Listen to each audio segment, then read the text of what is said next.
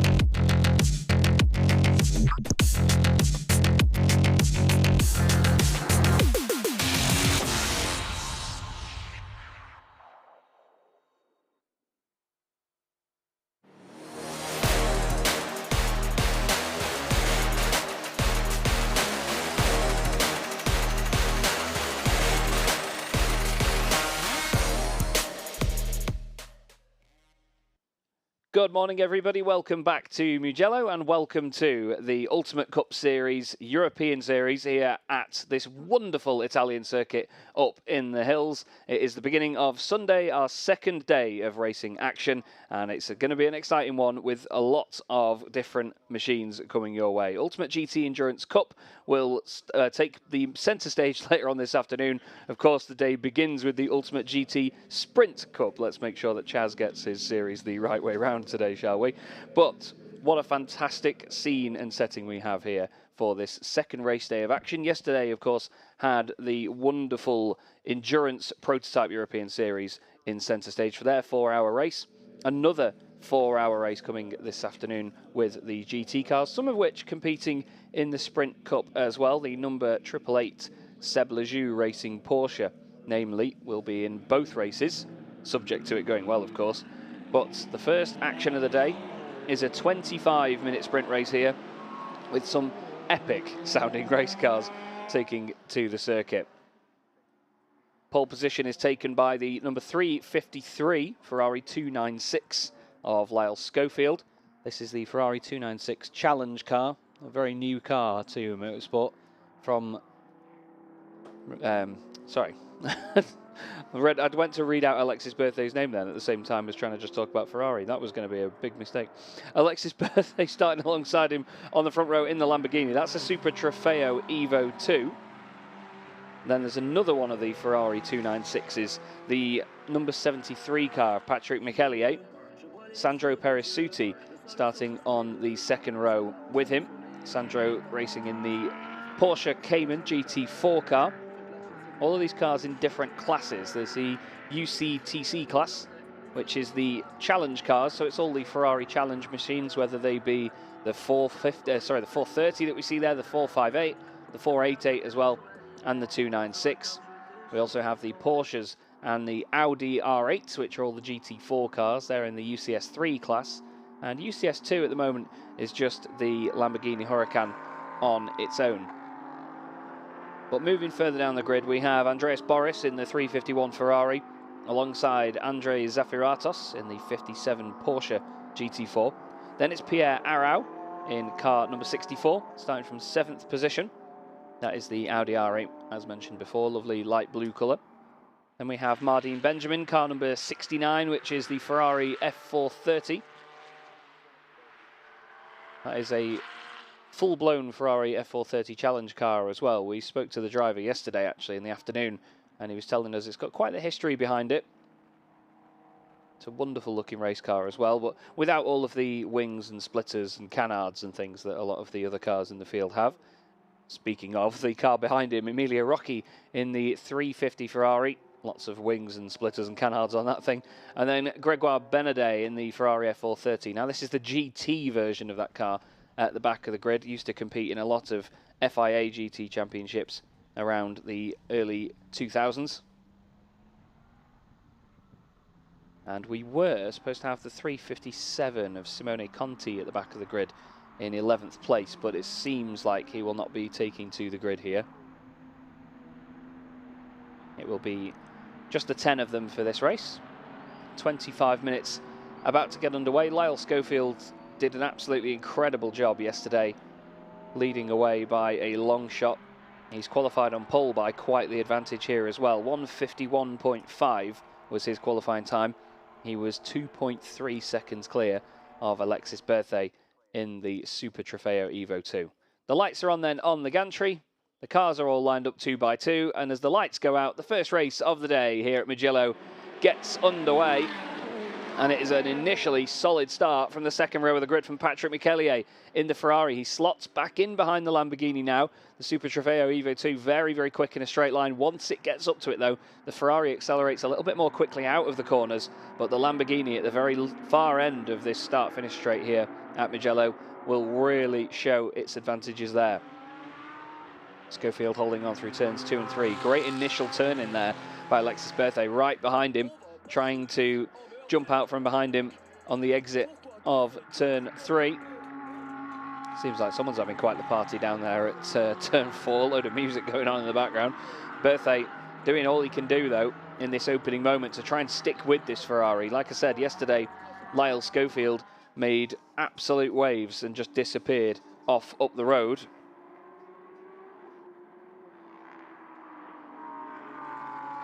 And the rest of the field holding station at the minute, although actually Gregoire Benadet has gained a pair of positions off the start. He's got ahead of Emilio Rocchi and also Mardine Benjamin in the number 69 car. The leader not getting away as quickly this time round by the look of it.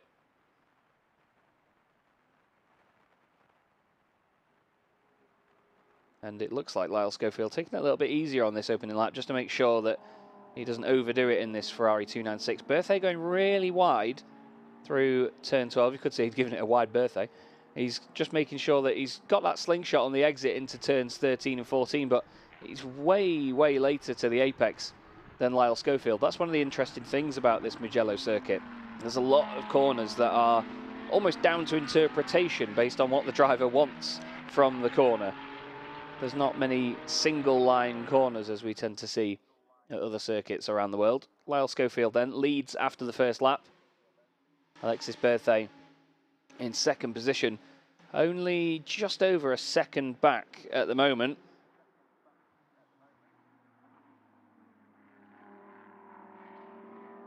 And in third position is Patrick Michellier. Andreas Boris in fourth position in the 351 car. There is Pierre Arau, second place at the moment in the UCS 3 category, hoping to catch up to and overtake Sandro Peresuti. I believe Sandro passed that car over to his teammate, Jeremy Moreira. Yes, Jeremy was driving the car in the second race yesterday. These cars have 2 races to do each today.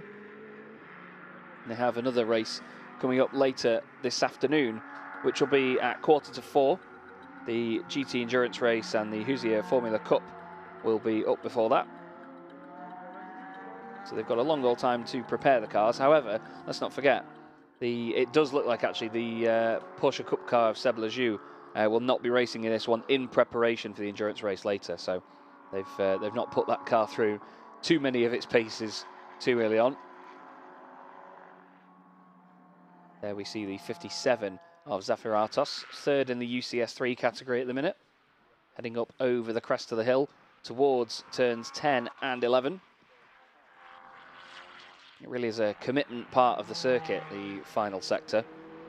There's a lot of nasty chicanes and hairpins that will catch any driver out if you push too hard.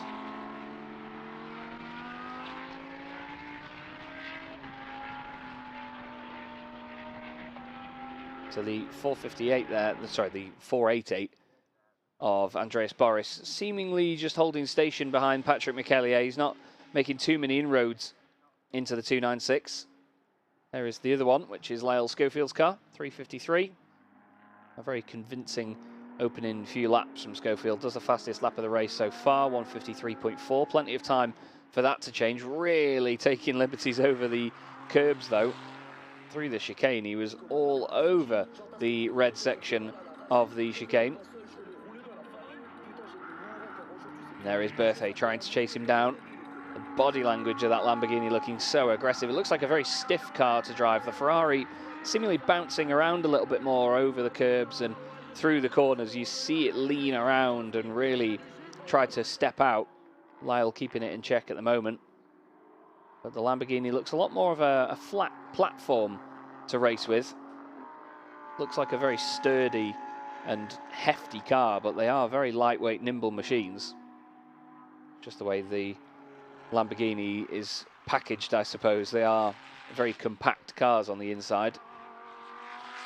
They've got a huge 5.2 litre V10 in the back of it as well to try and squeeze in. Hence that massive air intake on the top of the car, which will scoop in as much air as possible.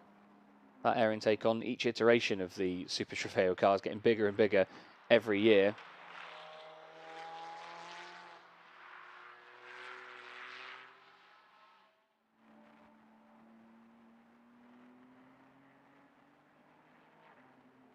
Looks like there's a bit of a move a bit further down the order there. That's the 351 car. That is actually Andreas Boris, who has lost a lot of time in the middle sector. I was just going to say, that was, I thought it was Emilio Rocchi there in the 350 machine. But Andreas Boris has dropped a long way back from 4th position here. Now finds himself with the 69 car behind him on circuit. And it seems like actually it's the 69 car that's the one that's out of place here. Yes, Mardine Benjamin has been into the pit lane and back out again. Right, that's where the confusion came in. Last time we saw Mardine Benjamin, he had a white Ferrari behind him, but it was the number 350 rather than the 351. So it really confused me there when suddenly the other car went by him. I wondered how he was sort of out of position. But when we spoke to him yesterday, he said that it was more just about dialing the car in. It's a project they're working on, and they're trying to keep it as was. It's in the livery that it raced in period as well at the time of the Ferrari 430 challenge. But obviously they're taking their time to make sure that it's in the best possible window. They don't want to break anything on the car. They don't want to overdo it.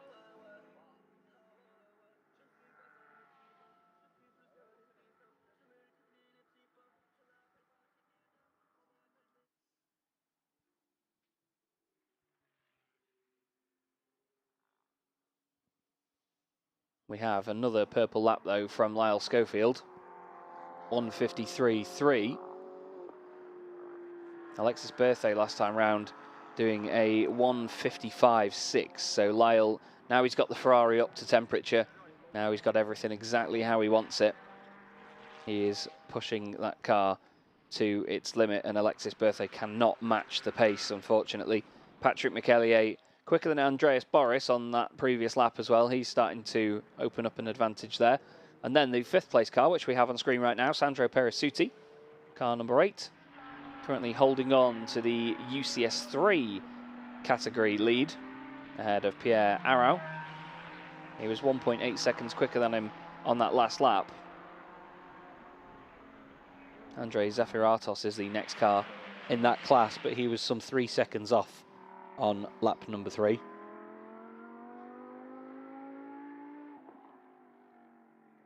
And as they prepare to cross the line now to complete lap number 4, we'll see what the lap times are like between those 3 in that class. Perisutti just about to cross the line and come flying past where the production trailer is based. His last lap then was a 2 minutes point 4. We'll see, what does Pierre Arau do? It's taking its time to register his lap time there. He was 0.7 of a second quicker. It was his personal best from Pierre Arau. We've had a car warned for track limits, which is the number 73. That is Patrick Michellier, car in 3rd position. It was another 2:07 for Andrei Zafiratos. So he was 3 seconds off the 2 cars ahead. Not making any inroads at the moment. Gregoire Benedet moving up into 8th position. He's done a 2 minutes 11 on that past lap. But he's getting away from the likes of Emilio Rocchi, who's just gone flying past the commentary box. And then Mardine Benjamin, unfortunately, a lap down after his visit to the pits. Here is the gorgeous number 96 Ferrari F430 GT of Gregoire Benedet. Walked down the garages yesterday evening to go and take a look at this car. As I was saying earlier in the weekend, you rarely see these machines being run now unless it's at some sort of commemorative event or something like a classic event. But they are wonderful looking race cars. It highlighted a real changing of the guard with GT regulations from the likes of the FIA GT Championships to now the GT3 and GT2 categories. And this was the first car to really get near to GT3 specifications in the way it was built from the factory, based on the Ferrari F430, with a lot of the rear end actually going to develop the Scuderia version of the road car. And it just looks so robust as a race car. It's not got all the fancy sort of cutouts and canards and little grills and things on it. It was left very, very similar to the road car in terms of body shape, just a slightly wider track to it, and then obviously the huge splitter and rear wing. Same can be said really for this car as well on our screen now, the 350 Ferrari 488 Challenge. This is the 488 Challenge Evo car, so there was a little bit more aerodynamics work done on the front of these machines. They retained a very similar large rear wing. The same layout on the back end as well, with all the cutouts and the exhaust placement. Being driven quite gingerly around that final sector there by Emilio Rocchi, as he heads up now into turn 15. Guides the car through, keeps it a little bit away from the apex. You don't want to take an early apex into that hairpin, or you'll just send yourself really wide on the exit and you won't be able to get a run down the start-finish straight. You'll not be able to utilise all of the car's capability. But I bet from where Emilio sits, it feels fantastic. Absolutely blasting this Ferrari 488 Challenge car down the long start-finish straight into the heavy braking zone down at turn 1. Smoothly round turn 1 he does it, into the chicane at 2 and 3. Runs a little bit deep through the first part of the corner. He's got Lyle Schofield making ground on him now as well. You can see just a different body language between the two cars, how hard Lyle is pushing here. And this 296 with that sort of up-scooped front splitter really does show off a lot of body language in the way it moves around. And it just breezes past the 350 machine, says thank you very much on his way. And we'll see you soon. 152.7 was his last lap of the race, 156.3 for Alexis Berthet. So again, taking a couple of seconds away from the car in second place. Patrick McEllier has just gone through turns 3 and 4. He's just heading into the right-hander at turn 5 now. And he is also about a similar gap away from Alexis Berthet to the gap that Alexis is away from Lyle as well. So quite evenly spread in the top 3 positions. Andreas Boris holding on to 4th place at the moment. He's got 10 seconds over Sandro Perisuti. They're in different classes as well, so even if Sandro did close in and start to put pressure on him, he wouldn't have to worry about losing any of his ranking in class position, so to speak. But the field a little bit spread out at this stage. There's just under 12 minutes left on the clock. But it's Lyle Schofield that is really showing us what he can do in that Ferrari 296 here today. He's closing in on the number 96 Ferrari F430. Flash of the lights as well, just to remind him that he's on his way up there. Gregoire Benedet stays well over to the left-hand side and lets Lyle go through down the inside. And even then, Lyle still has the back end of that car squirming around on the brakes as he tries to get it stopped as soon as possible. It's a fantastic exercise, not just for Lyle, but this Ferrari as well. Really like a very active shakedown session for this car. Really throwing it around. It was a shame not to see it out in the second race yesterday to see what his teammate could have done with it. He's sharing the car with Paolo Ruberti, but Paolo did not take to the grid yesterday afternoon, which was a shame. I believe, based on the cars that have two drivers, they tend to do 2 races each over the weekend, so I'm not sure if we'll have this car back out for the final race here at Mugello. As we go to a replay, as, oh dearie me, that is a big old moment, and it finally goes around there for Mardine Benjamin. Wow, that was a real moment. He's still managing to try and just about save it. Wow, it went one way, then the other. He thought he had it saved, and then suddenly it snapped in the opposite direction. He's done really well up there at the Arrabbiata corners not to hit anything. It's very rare that you ever go off up there and don't have an incident that involves contact with something or someone. Hats off as well to Pierre Arau in the Audi just behind him. He got well and truly on the brakes there to make sure he didn't clip the Ferrari in any way. And Mardine Benjamin, I'm sure, will be back in the pits soon for any work that he's doing to the car, but also, of course, a change of overalls after that one. Certainly a scary moment, to say the least. Sandro Perisuti now on our screens. 5th position for him at the minute. Just making his way through turn 5. Finishes the first sector. It's not a personal best for him, although Andreas Boris has done a personal best sector on this lap. And unfortunately for Mardine Benjamin, he'd actually done his personal best on that lap as well, so maybe pushing a little bit harder in the 4:30. Gregoire Benadet, despite staying out of the way of Lyle Schofield, has done his fastest lap of the race now, a 2 minutes 10.9. And for a moment there, when you saw Alexis Berthet step on the brakes into turn 1, you could see the splitter of that Lamborghini. It's almost like it's come away on the front right corner. Not quite sure why that would have been. I mean, with behaviour over curbs like that, maybe that's why. But definitely the front right splitter of that car was coming away then when he was on the brakes. As soon as there was a lot of downward pressure on that front right corner of the car, it was rattling around. What a fantastic noise that Huracan makes, though, as he powers his way out of turn 5 down the hill.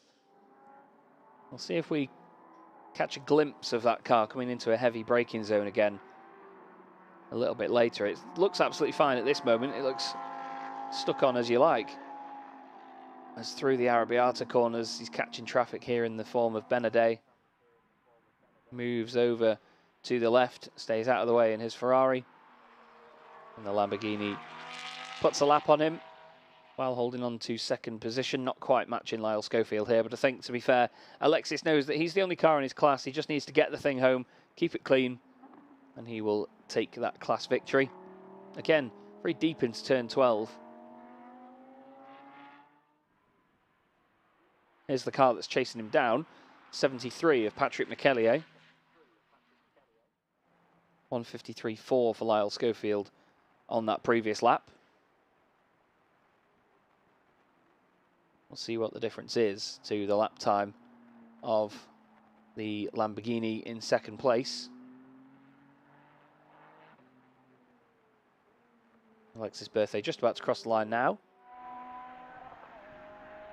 Makes a wonderful noise out of the window, and as it flashes by, we can see he's done a 157.2.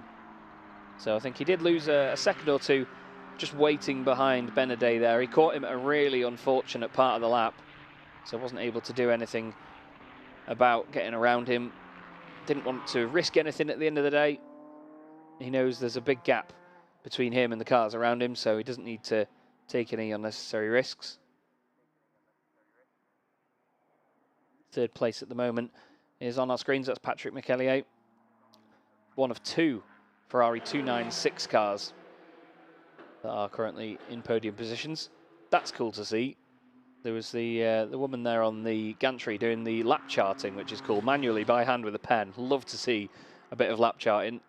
That dates back to a long, long time at the start of motorsport, when lap charts were all done manually. It used to be multiple people to sort of cross-reference it and make sure that all the cars cross the line in the same order according to their charts, and that's how the results and effectively timing were done before the time of transponders and electronic timing. You still see people do it now as well, just for their own records, and it's a lovely, lovely method of timing these cars. As there is another look back at what happened to Mardine Benjamin. That Ferrari F430 really throwing a strop over the top of the hill. Nicely recovered and kept together. You could see, I think he might have stalled the car actually. He was just getting it restarted there as it rolled down the hill. But he's back on our screens now, and he's still running as well. It just seems like he maybe took a visit to the pits to make sure nothing bad had happened to the car, give it a quick once over and back out on the circuit.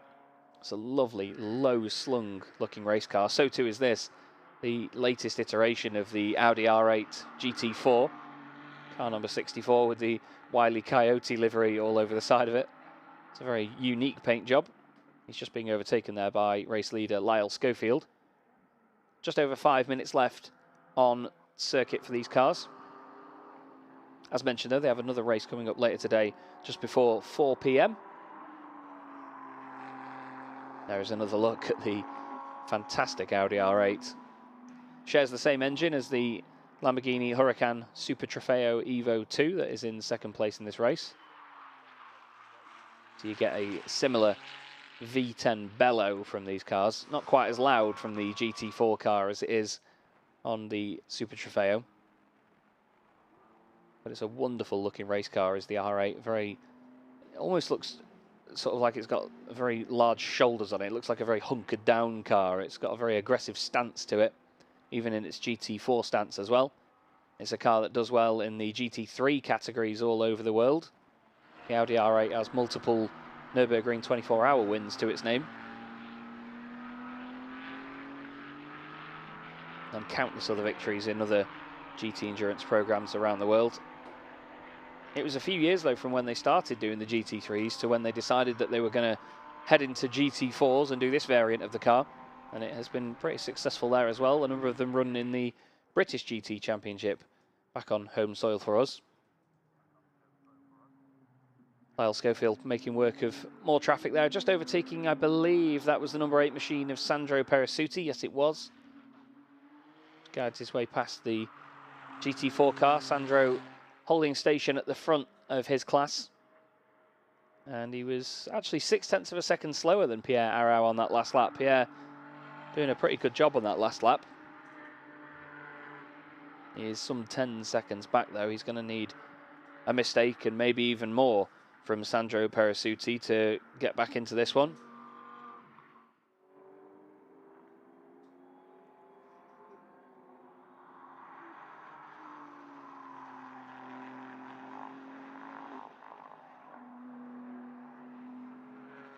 Lyle Schofield, though, really throwing this car around the circuit, doing a great, great job.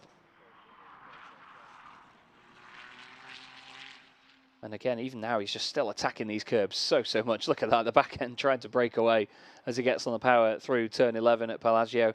Down to turn 12, you see the front end of the car dive down, really leaning on that front left tyre. And then gradually feeding the power on towards turns 13 and 14. Maybe a small lift through 14 as he goes through the right, just to help stabilise the car a little bit. Get a little bit of the engine braking just to manage the pace. And then into turn 15. And you can see, similar to some of the cars we had on circuit yesterday, it's going a little bit early at the apex there, squaring off the corner to get that slingshot down the start-finish straight. There'll be 2 laps to go after he completes this one. Schofield crossing the line right now. 1:53.6 for him. 1.2 seconds from his personal best time of the session. Alexis Berthier in second place right now, just heading into the final corner. He's about half a minute behind, though, at the moment. He's staying ahead of Michelier for his podium positions. Andreas Boris has had quite a quiet race, but he's improving his lap times time and time again here. So too is Emilio Rocchi. Both of the Ferrari 488 Challenge cars getting quicker and quicker. Great view of the lap charting being done there. And you could see again the splitter of the Lamborghini really slapping against the bottom of the car as he went into the first corner. Not quite sure what's caused it to come away, as well, there's nearly a moment there with Mardine Benjamin through the left-hander. I don't think Mardine expected him to be coming through quite that quickly. But the splitter on that car, definitely not where it should have been. It's very often that these things will rattle free as such.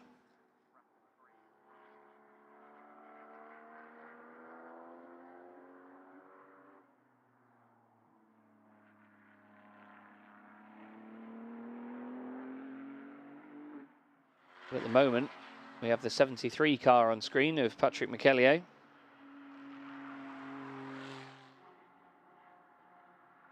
And he has held station here for the full race so far.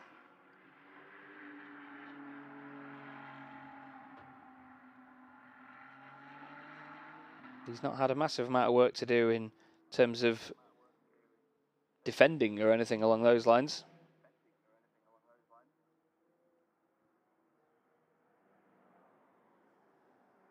And there is Lyle Schofield now onto the final lap.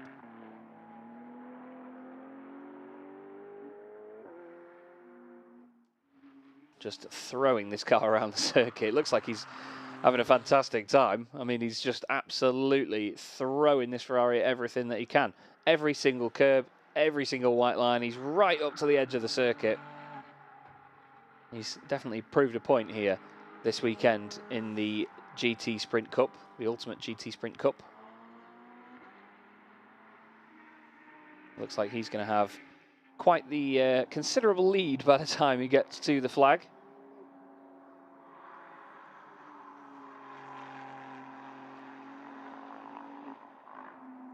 And it's now over 42 seconds to Alexis Berthet. Patrick McEllier hasn't actually crossed the line yet to manage the gap, or at least to check what the gap was.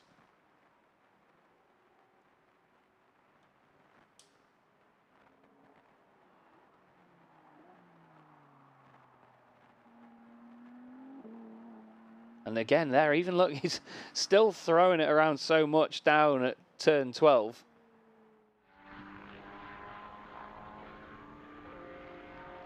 He had to actually correct the car quite a lot on corner exit there, making sure that he didn't lose the back end completely.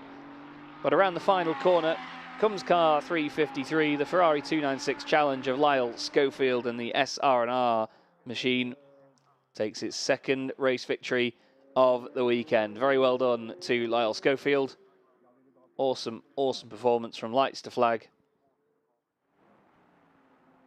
And we will hopefully see that car out a bit later in the day with his teammate Paolo Ruberti at the wheel, but we're unsure whether Paolo will be on circuit, so we'll find out later. Hopefully Simone Conte will be out there as well. He's in the 357 Ferrari. I think that might be the one that replaces the fact that 353 is on track. We'll wait and see. We are supposed to have Mikel Mas as well in the 351 car, but we'll keep tabs on that.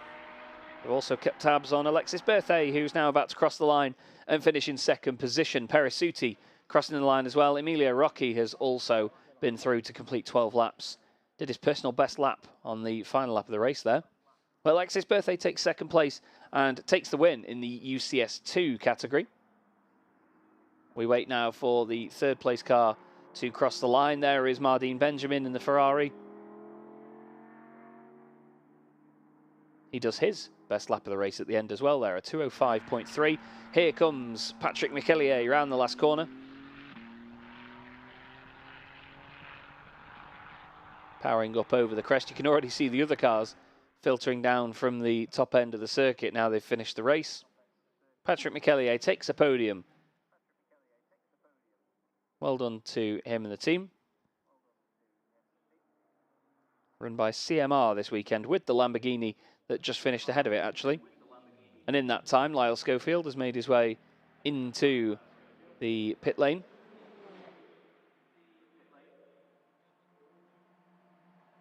He lines up with the number 1 winners board as all of the cars now across the line. Number 96, final car to complete the race, Gregoire Benedet.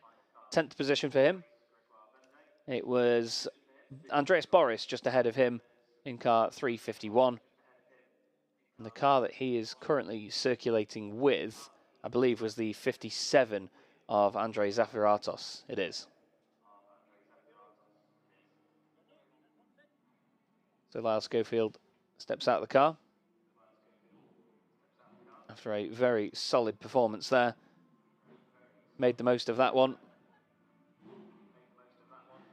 And there is the Lamborghini parking next to him on the right-hand side for second position, Alexis Berthet. And as you can see, beautiful conditions once again here at Mugello today. Not quite the cloud cover that we had yesterday afternoon. It was a lot more gloomy and dark. We have Lyle Schofield then taking the win from Alexis Berthet. Patrick McEllier in third place ahead of Andreas Boris. Sandro Perez-Suti in fifth, with Pierre Arau taking the victory in his class there apparently, but I believe he's in the UCS 4 category. Okay, that's now changed on the timing screen. Andrei Zafiratos was next up behind him, with Emilia Rocchi, Mardine Benjamin and Gregoire Benedet. Simone Conti did not start the race. Let's go down into the pit lane then and see whether we can get Claire to catch up with our race winner. It's not up to Lyle Schofield standard. Go right over.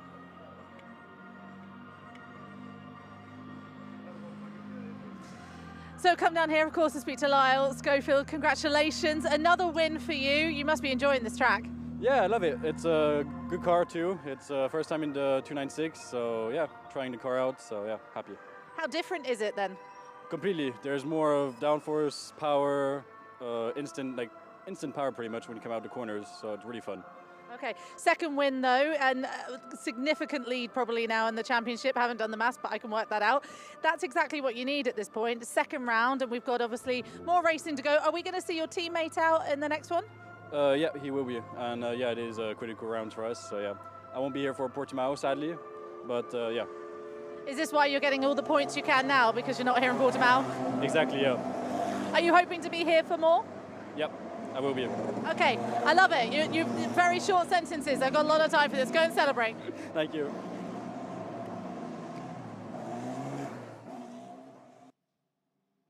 Lyle Schofield there, a man of very few words. Let's have a look at the highlights then, and we'll catch you again very shortly for the Ligier Formula Cup.